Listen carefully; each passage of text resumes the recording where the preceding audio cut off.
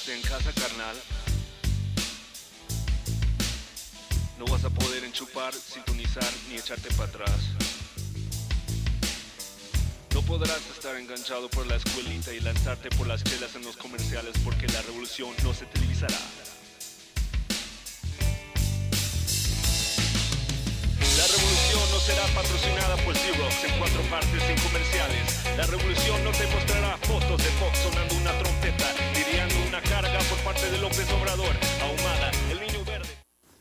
Fíjense, este informe es más o menos un informe que nosotros preparamos y es bueno que nosotros ahora lo saquemos porque tiene mucho que ver con lo que está pasando ahora mismo contra la revolución, contra el gobierno de Nicolás, contra el gobierno de la revolución, pues. Fíjense, en ese momento nosotros teníamos una percepción popular de incumplimiento de parte del gobierno revolucionario de un conjunto de ofertas políticas, ¿ves? Económicas, sociales y de participación de los ciudadanos y ciudadanas, presentándose debilidades, pues. ¿Ven? También había numerosas acciones y obras que se habían parado, pues. Estamos hablando del año 2009, ¿verdad? Y esto generaba insatisfacción en las personas.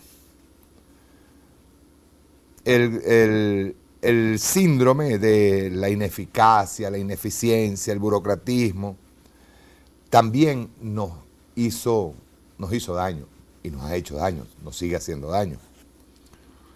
Y amén, viene también la campaña mediática, y fíjense ustedes que aquí lo teníamos nosotros en el año 2009, que es una campaña mediática sistemática de responsabilidades que van desde la violación de derechos humanos, traición a la patria, incapacidad para gobernar, socialistas, comunistas extremistas. Esa es más o menos la situación que la misma oposición viene presentando y nuestras carencias, pues nuestras debilidades.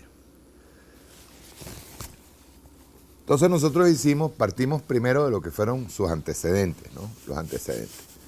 Dice, el proceso político de la Revolución Bolivariana se caracterizó en su inicio por dar respuesta en la óptica de la inclusión social ante las condiciones deplorables en que se encontraba la mayoría de los venezolanos.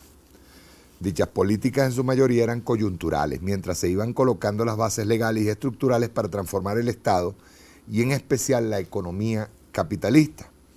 Ejemplo significativo, el Plan Bolívar 2000 y sus derivaciones.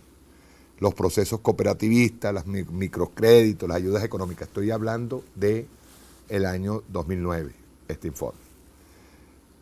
Segundo, una gran mayoría de la población ubicada en los sectores más empobrecidos de nuestra geografía nacional, de alguna forma han sido beneficiarios de estas políticas en el transcurso del proceso y mediante las leyes habilitantes adquirieron rango constitucional, como es el caso de las misiones, en especial las relativas a salud, alimentación, educación, agricultura. Esta característica condujo a la necesaria confrontación con las estructuras ministeriales. Recordemos que siempre hablamos de que se tuvieron que montar los procesos de las misiones paralelos a la administración pública, que impedían y siguen impidiendo el desarrollo y logro del objetivo social por el origen y comportamiento estructural de las mismas. Tercero, la derecha proimperialista, antirrevolucionaria, en especial antisocialista, ha fundamentado desde el primer momento su estrategia de recuperar el poder a toda costa mediante la salida del presidente Chávez, ahora en este caso del presidente Nicolás Maduro, considerado el enemigo principal por su liderazgo en la construcción del socialismo del siglo XXI y la unidad latinoamericana. De allí que no planteen ningún programa ni estrategia de gobierno.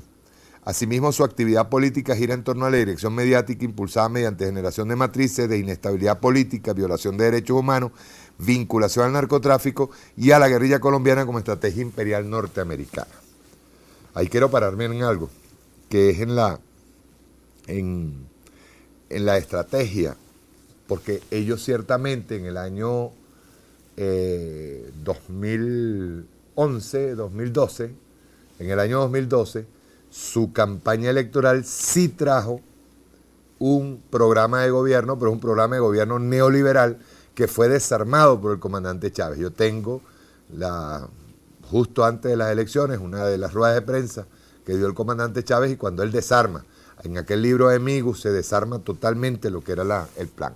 Ellos necesitaron, se dan cuenta en el año 2009, que carecen de un programa de gobierno y crean un programa de gobierno, pero no lo enseñan, sino que luego varias personas sacan el programa de gobierno al aire, Migus lo desmembra y lo enseña, y es cuando se descubre toda la patraña. Incluso ellos cambian lo que fue la campaña electoral, la cambian y tratan de emular al comandante Chávez sin tocar al comandante Chávez, pero atacando, tú sabes, los errores y todo esto que nosotros estamos explicando acá. Dice, cuarto, dice, las operaciones de guerra mediática impulsadas por los medios de comunicación llevan como único destino la inestabilidad y el impulso de guarimbas, paro, saboteo, desinformación, magnicidio y cualquier otro escenario internacional que conduzcan a la salida del presidente. Quinto, vean ustedes que ya en el año 2009 nosotros lo estábamos manejando, la presencia de paramilitares en el acontecer nacional, en especial en las barriadas populares de nuestras principales ciudades en las regiones fronterizas, generando inestabilidad y buscando justificar posteriores acciones militares extranjeras, ya lo estamos viendo. Indican direccionamiento hacia acciones y estrategias de mayor envergadura como es el magnicidio y ahora como es la guerra civil. Se ha demostrado sus vínculos con dirigentes de la llamada oposición nacional. Ya no hay que se ha demostrado, es que es un hecho cierto con lo de voluntad popular. Sexto, presentación mediática de exfuncionarios militares de alta jerarquía y responsabilidad de Estado efectuando juicios de valor sobre la conducción estratégica del líder presidente en cuanto al papel de Venezuela en el escenario mundial, sus alianzas políticas de integración, en especial lo relativo al estrecho vínculo con el gobierno y pueblo revolucionario de Cuba en las distintas misiones que se llevan a cabo en Venezuela, todo ello juzgado y asesorado por el gobierno norteamericano. Séptimo, ataque directo a la presencia cubana en Venezuela y a su actividad en las misiones con la conciencia que dicha presencia y actividad es garantía de construcción socialista, de allí la intención de desprestigiar a sus dirigentes, sus funcionarios y su solidaridad. En algunos casos ya inclusive ese ataque ha pasado al acoso permanente a médicos y cooperantes a fin de que deserten de las misiones con la oferta de trasladarlos a otros países bajo condiciones económicas capitalistas y ponerlos a declarar en contra de Venezuela y Cuba. Octavo, y aquí por eso es que yo ubico el informe en el año 2009, un poco más, a finales del 2009, el reciente experimento político del imperio en cuanto al golpe silente al presidente Zelaya en Honduras evidenció la oposición antipatriótica en Venezuela que ese camino pudiera ser una salida viable al imperio para plantear la salida del presidente Chávez en función de su condición evidenciada y reiterada de demócrata revolucionario y socialista que fundamenta su permanencia en el poder en la perspectiva del apoyo y respaldo popular. Desde esta óptica, la participación electoral de la oposición no está dirigida al sometimiento a la voluntad popular de un programa de gobierno o a una concepción de sociedad y hombre, sino como instrumento de reagrupación de fuerzas para optar a una correlación que le pudiera beneficiar en esta estrategia de enjuiciar al presidente de la República. Los antecedentes descritos han sido vividos y enfrentados por la Revolución Venezolana, en especial por el comandante presidente, dejando como saldo la derrota de estas posiciones y acciones, generando a su vez un mayor esfuerzo o empeño en la oposición antidemocrática que a su vez estimula políticas que conduzcan al objetivo de diseñar por parte del imperialismo, que es parar el socialismo como opción real de poder popular, lo cual pasa por la salida obligada del presidente. Eso está pasando ahora mismo con el presidente Nicolás. Tesis planteada. A partir del estudio, seguimiento y evaluación del proceso revolucionario, el liderazgo del comandante, la actuación del Estado y del gobierno, de los funcionarios, del partido y sus dirigentes, los procesos que impulsa la oposición imperialista, al desarrollo y logro del objetivo estratégico nacional, el Plan Simón Bolívar, 2007-2013, ahora es 2013-2019, se observan tres factores profundamente dañinos. El proceso y el liderazgo del presidente, los cuales son utilizados por la oposición mediática, el imperio, sus aliados y obviamente los enemigos internos como elemento sustantivo de la tesis del desgaste político. Estas son, y tenemos que revisarlas, tenemos que verlas. El burocratismo como expresión de gestión pública sin compromiso con el pueblo ni con el comandante, en este caso los funcionarios medios, funcionarios bajos, ni con la revolución y su proceso, el cual se concreta en dilatar las acciones y respuestas, no culminar ni ejecutar las decisiones públicas y privadas emitidas por el presidente, no atender a las comunidades y a sus integrantes. Todo ello incrementa los costos, obliga al replanteo de obras, reconsideraciones presupuestarias, abandono, deterioro e incluso eliminación de aquello que fue significativo. El pueblo ve lejanas las ansiadas y obligantes respuestas y soluciones. Dice, al final el producto es confusión, insatisfacción y no logro de los objetivos, por tanto rechazo al proceso y al líder. O en este caso a la revolución. Cabe recordar el programa de Globovisión fijado a partir de lo que el comandante presidente ha dicho abierto y luego no se terminó, no funciona o no se hizo. La corrupción, caracterizada por el accionar de numerosos funcionarios de Estado del partido que utilizan los dineros públicos, que son dineros pertenecientes a compromisos, planes, programas, proyectos, obras y soluciones del pueblo y de la revolución, y lo convierten en dinero al servicio personal o de los entornos familiares, políticos, de grupos de poder, todos guarnecidos bajo la etiqueta de ser miembros del proceso y por tal con protección e impunidad. La carencia o desvío de dichos recursos conllevan la frustración de las comunidades y su distanciamiento en contra del presidente de la República. Estoy hablando del año 2009 ahora, en el caso del presidente Nicolás. La ineficacia, resultado de la combinación de los elementos anteriores, se agudiza con la colocación de funcionarios no capacitados ni comprometidos para el desempeño de las responsabilidades asignadas.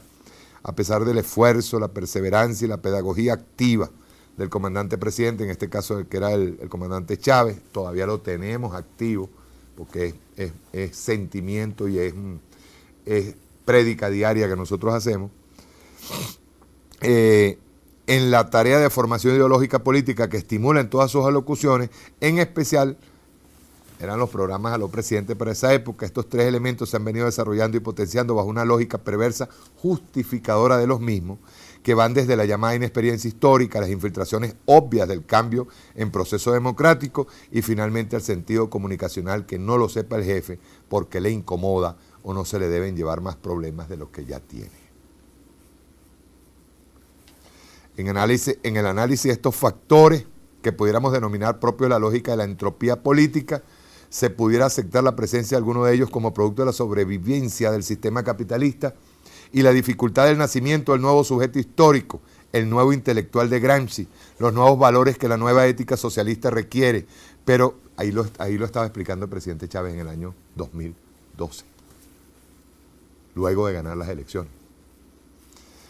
Dice, y valoración del proceso revolucionario para analizar sus fortalezas, debilidades y vulnerabilidades, sino en el desarrollo de las campañas mediáticas y operacionales de infiltración y saboteo desde adentro con los quinta columna a fin de deslegitimar al líder con su pueblo. Se constituyen estas tres debilidades en vulnerabilidades de alto desarrollo, ya no de alertas tempranas, sino en proceso de conspiración interna, siendo solo única y exclusivamente expresión del desarrollo de la teoría del desgaste, llamado también popularmente socialismo sin Chávez, que no es otra cosa que capitalismo. Se hace necesario, eso ya se hablaba en el año 2009, se hace necesario resaltar de este planteamiento las siguientes cuestiones de interés político y de seguridad de Estado. Y aquí no entro, pero les estoy hablando obviamente de lo que puede en este momento y tenemos que agarrar y revisar. Decía yo en el artículo de ayer que Nicolás a veces está ordenando o firmando unos recursos y hay una tardanza, a veces cómplice, a veces conspirativa, para que eso se produzca, para que lo que se está haciendo en ese momento se produzca.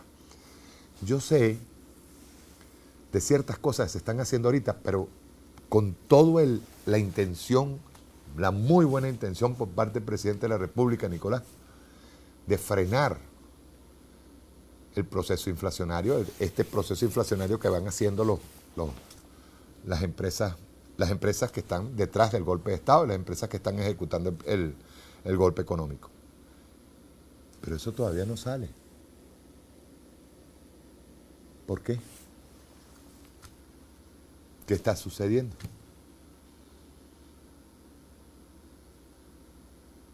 Y ese es un tema que también tiene que ser debatido. Yo recuerdo que en una oportunidad, y esto que nos sirva de lección, no solamente a nosotros como militantes, que en una oportunidad el presidente Chávez, creo que fue en un aló presidente o creo que fue en una reunión con gobernadores o algo así, que él en ese momento tiene en sus manos una carpeta en donde va a aprobar unos recursos. No sé, no recuerdo, no voy a especular ahorita de qué recursos se trataba. Y el presidente dice, porque allí estaba la persona que iba a recibir ese crédito, o sea, que era responsable de aplicar de inmediato la orden del comandante Chávez, y el comandante Chávez firma ese punto de cuenta. Y le dice, mira, ya mañana tiene ese dinero para que vaya aplicando X, Y, Z en tal parte. Y la respuesta del funcionario, del camarada que estaba ahí, dice, no, presidente, eso mañana no se puede hacer. ¿Cómo que mañana no se puede hacer? Preguntó el presidente. Le dice, mire, le dice, el funcionario, el que estaba allí, le dice, mire, presidente, primero eso tiene que ir a tesorería. De tesorería pasa a Contraloría, de Contraloría va a Contraloría del Estado va a tesorería del Estado, y al final, después de varios meses, es que se puede aplicar los recursos. ¿Cuáles son las consecuencias de eso que nosotros llamamos burocratismo? Hay varias. Burocratismo. Hay varias. Una, que en todo ese manipuleo de los recursos haya quien cobre para acelerar el proceso.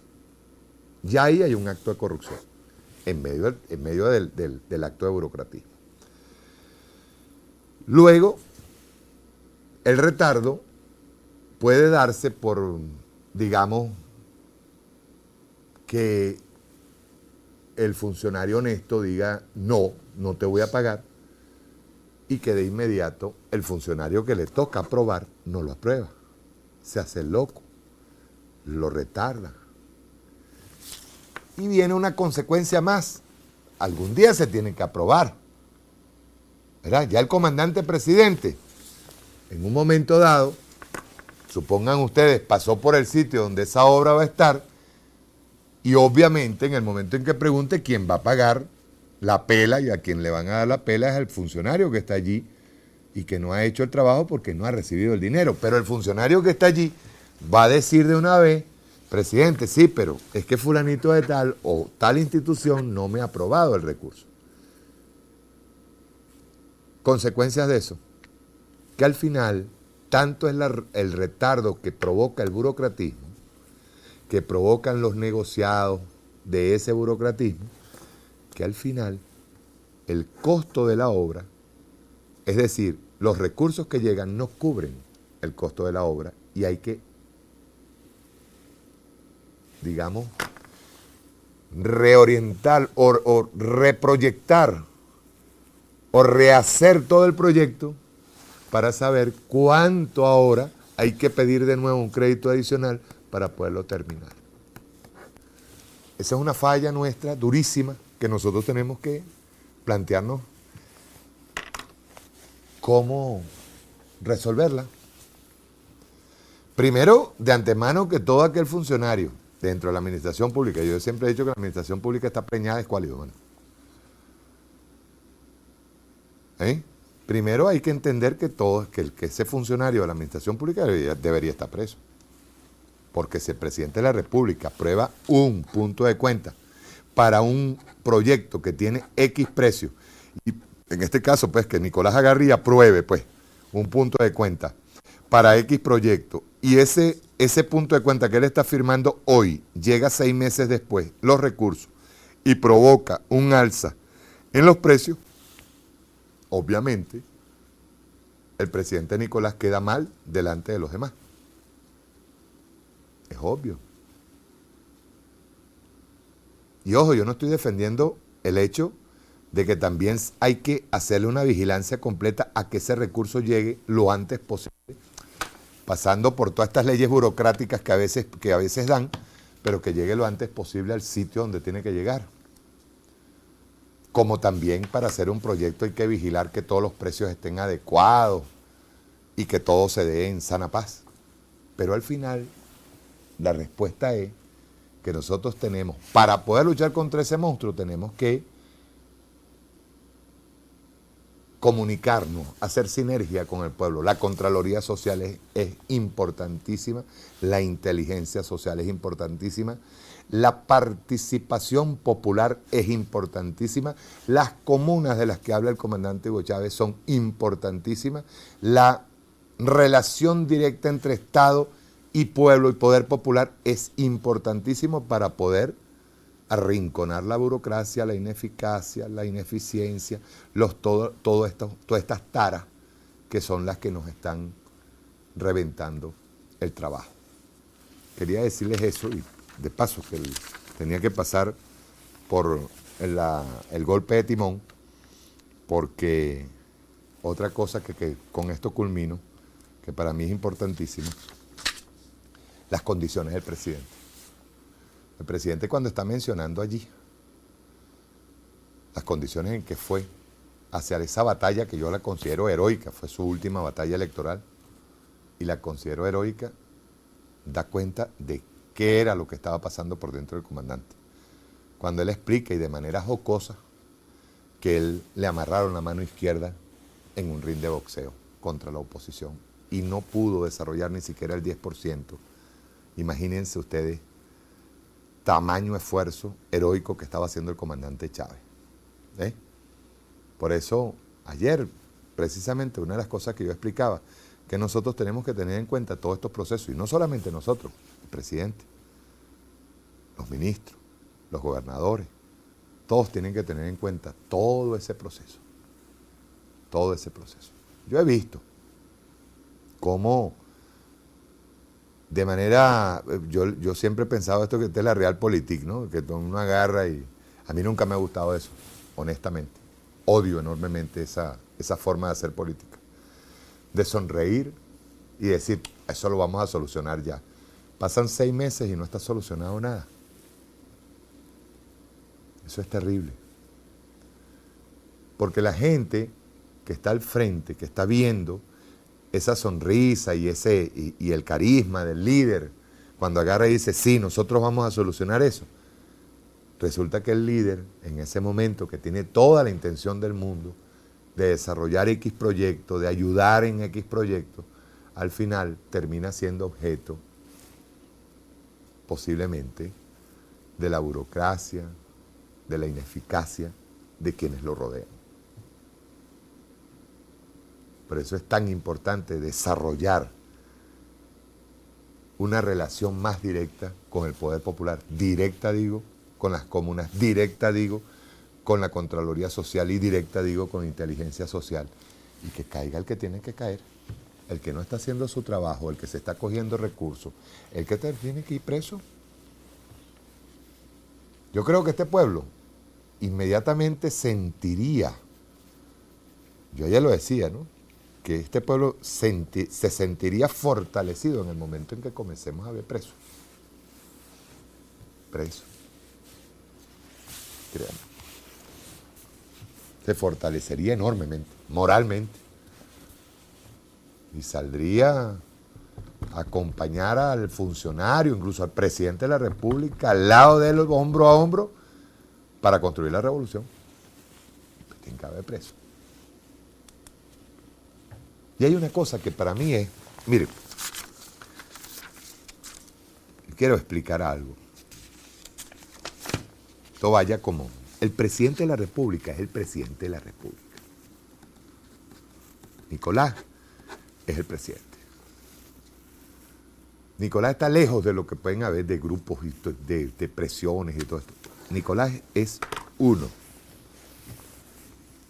Está allí. ¿Qué hace ese uno? Vigilar, observar. Va a tener gente alrededor. Pero vigilar, observar, evaluar, sacar cuenta. Recordar al comandante Chávez. No crean que el comandante Chávez también tuvo presión, y muchísima. Muchísima. Pero tienen que el presidente es uno. Está ahí. Yo siempre voy al hecho claro de que la tremenda presión que debe estar recibiendo Nicolás es inmensa. Tienen que evaluar, voltear hacia acá, voltear hacia allá. Decía el presidente, el comandante Chávez, decía que entre un principio y un amigo, yo elijo los principios. Y es la forma como hay que hacer revolución. Ayer lo explicamos suficientemente, ya hoy no tenemos por qué agarrar y explicarlo de nuevo. Bien, estuvimos transmitiendo a través de Macunay Macariña Radio 104.9 FM para la Gran Caracas, Miranda, Vargas y un poquito más allá, y a través de www.noticiasmk.com, www.lahojillamk.com. Gracias por haberse comunicado con nosotros a través de la @lahojilla en TV, @lahojillamktv, @mk 104 piso 9 FM. Y desde las emisoras en Caracas, Radio La Primera 95.5 FM, en el Valle, Radio Negro Primero 101.1 FM en Sarría, en el Estado Miranda, Radio Urquía 97.5 FM en Los Teques, Radio Zamora Libre 101.9 FM en Charallave, Radio Paraíba 94.7 FM en San Antonio de los Altos. En Mérida, Radio Agrícola 95.9 FM en Bailadores, Radio Conexión en Monagas 91.9 FM en Maturín, Radio Vanguardia 103.3 FM en Maturín. En Lara, Radio Misión Estéreo 94.5 FM en el municipio de Simón Plana, Radio Cabudare 97.7 FM en Cabudare, Radio Participativa 101.1 FM en Barquisimeto, Radio Café 104.9 FM en el municipio de Morán, Radio Crepuscular 95.9 FM en la comuna de Taroa. En el estado Portuguesa, Radio Portugueseña 97.1 FM y Portugueseña TV Canal 3 en el municipio de San Rafael de Onoto. En Falcón, Radio Caribe Martín 102.7 FM en Coro, Radio Ideas al Aire 90.5 FM en Chichiriviche, Radio Pantano 91.5 FM en Coro. En Nueva Esparta, Radio Cuinche 103.9 FM en la península de Macanao. En el estado de Anzoátegui, Fundación Comunitaria Reina 93.3 FM en El Tigre, Radio Líder 96.3 FM en Puerto La Cruz. En Carabobo, Radio Bicentenaria 98.3 FM en Bolívar, Radio Coroba 89.3 FM en Caicara del Orinoco. En Yaracuy, Radio Nirgüeña 88.3 FM en Nirgua. En Sucre, Radio Urimares 101.9 FM en Carúpano, Radio Caracuay 90.9 FM en Huaca. En Zulia, Radio Familia 93.7 FM en Maracaibo. En Trujillo, RMT 100.7 FM en Trujillo. En el Táchira, Radio Cordillera 90.7 FM. En Petare TV, Canal 60 UHF. En internet www.aporrea.org, www.alpiedelcanon.com. Chao, mañana nos vemos.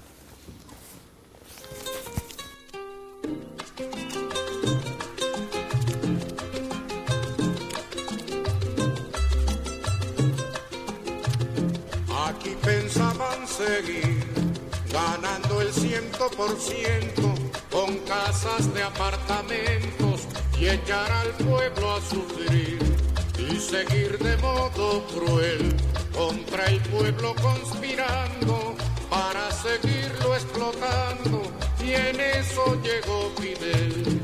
Y se acabó la diversión, llegó el comandante y mandó a parar. Se acabó la diversión, llegó el comandante y mandó a parar. ¡Prepárense! ¡Cuidado! ¡Cuidado! Bueno, yo además de cristiano, yo no soy solo cristiano. Yo soy un revolucionario y también soy marxista. Asumo el marxismo. Revolución es sentido del momento histórico. Es cambiar todo lo que debe ser cambiado. Es igualdad y libertad plena. No se trata de solo de hablarlo y proclamarlo. Hay que construir el socialismo. Nuestro socialismo en el siglo XXI, en Venezuela, en el marco de América Latina y en el marco de los acontecimientos mundiales.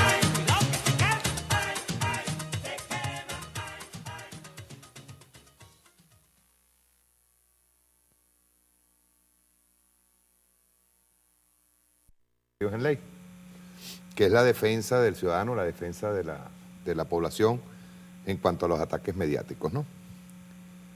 Usted no sé si vio la intervención Yo de vi una Luis Ortega. parte que yo estaba aquí en la televisora y vi el Sí, pase que habían hecho. había entre los puntos, incluso se hablaba de protección al periodista para que el periodista pueda expresar dentro de un medio que sea abiertamente en contra del gobierno, pueda expresarse de manera ética en cuanto a la información y no sea obligado a llevar una línea editorial. ¿Qué le pareció la exposición de la fiscal general? Mira, yo creo que se ha tardado demasiado tiempo en hacer eso. Nosotros estamos en medio de una guerra de cuarta generación y guerra de cuarta generación implica abrir frentes. Los medios han sido utilizados, y cuando digo medios no me estoy refiriendo solo a la televisión, todos los medios han sido utilizados de hace muchos años para formar un tipo de personas para la sociedad de consumo, para la sociedad capitalista, y ahora esa sociedad se defiende y esa sociedad quiere evitar que se produzca un cambio y se está utilizando técnicas de cuarta generación, de guerra de cuarta generación. Yo creo que el Estado ha tardado mucho tiempo en reaccionar. Yo creo que la sociedad, no solamente el Estado, que la sociedad debe aprender a defenderse de la manipulación mediática. Sin embargo, los medios de comunicación privados van a efectuar una campaña, y eso está de anteojito, van a efectuar una campaña en contra de cualquier tipo de ley que ellos consideran una censura a la libertad de prensa. ¿Hay censura a la libertad de prensa en el momento que se está protegiendo al usuario? Desde el punto de vista nuestro, no. Desde el punto de vista del empresario, sí. Porque el empresario lo que está buscando es la libertad de poder expresar sus ideas en forma no democrática. ¿Se convierte en partido político? Actualmente yo creo que sí. Yo creo que los que dirigen la oposición fundamentalmente son los medios. Que los medios de alguna forma conspiraron en la Cuarta República para desprestigiar a los partidos políticos y promocionar gerentes, empresarios, para ver el país como una empresa. Eso no solamente fue en Venezuela, eso fue en toda América Latina, y ellos en gran parte desprestigiaron a los partidos políticos. Yo quería citarle, este es un libro de Sigmund Alberto Osorio, se llama Mordaza a la información en tiempos de guerra, y quería citarle de la mismísima Gloria Cuenca, profesora de la Universidad Central de Venezuela de Comunicación Social, y dice lo siguiente: para la profesora de ética de la Escuela de Comunicación Social de la UCB, Gloria Cuenca, señala que hay momentos en que es necesario limitar la información. El Estado lo hace y los medios en colaboración lo tienen que hacer. Dice, por ejemplo, para eso existen en Europa los llamados consejos de prensa, lo dice Gloria Cuenca, cosa que no ocurre en los Estados Unidos, pero en Europa sí.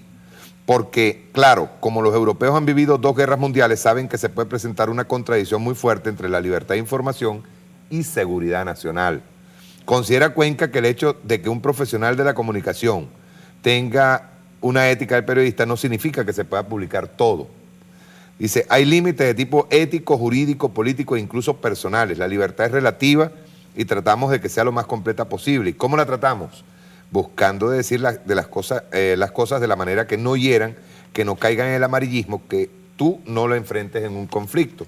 Y más adelante agrega, tú no puedes, por informar, hundir al país. No puedes si no eres un irresponsable. Eso no puede ser. Primero está tu país y después está la información. Solamente una cabeza loca se le ocurre. Yo voy a lanzar información porque voy a dar un tubazo y me voy a hacer famoso, pero ¿y cuáles son las consecuencias para tu país de ese tubazo? Entonces allí hay una verdadera contradicción. Lo está diciendo Gloria Cuenca, quien es enemiga acérrima del gobierno revolucionario, y no solamente enemiga acérrima, sino que practica todo lo contrario a lo que ella dice en este libro. ¿Qué me dice usted? Eso es parte de la guerra.